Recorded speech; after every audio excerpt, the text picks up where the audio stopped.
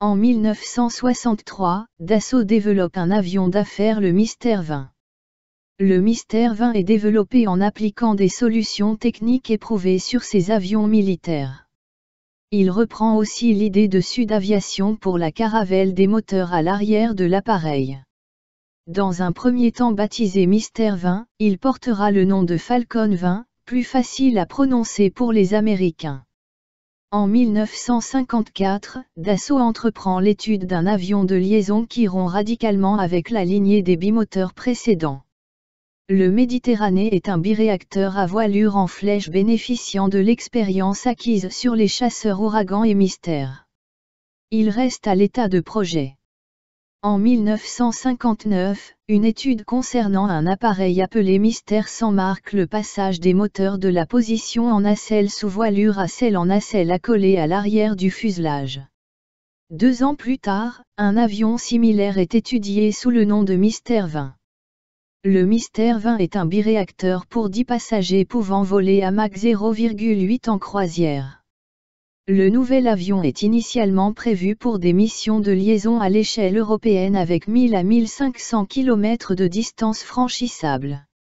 Le marché américain offrant également un intérêt important, la distance franchissable a été portée à 2630 km avec les moteurs General Electric CF702D2. Et maintenant 4075 km avec les nouveaux moteurs Honeywell TF731 5AR, ou BR. Le prototype, propulsé par des Pratt & Whitney JT12 à 8 de 1490 kg de poussée chacun, effectue son premier vol à Mérignac le 4 mai 1963 piloté par René Bigan. Le jour même de ce vol avait lieu une visite d'une délégation de la Pan America, la compagnie aérienne américaine la plus puissante à l'époque, qui cherchait à diversifier ses activités en créant un département avion d'affaires. Le 2 août 1963, la Pan American World Airlines passe une commande ferme de 40 avions équipés de réacteurs double flux General Electric CF700 à la prise de 120 options.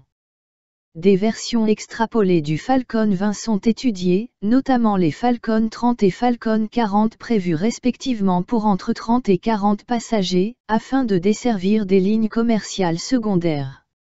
Une version de surveillance maritime à moyenne distance, issue du Falcon 20G et baptisée HU-25A Guardian, équipe les garde-côtes américains.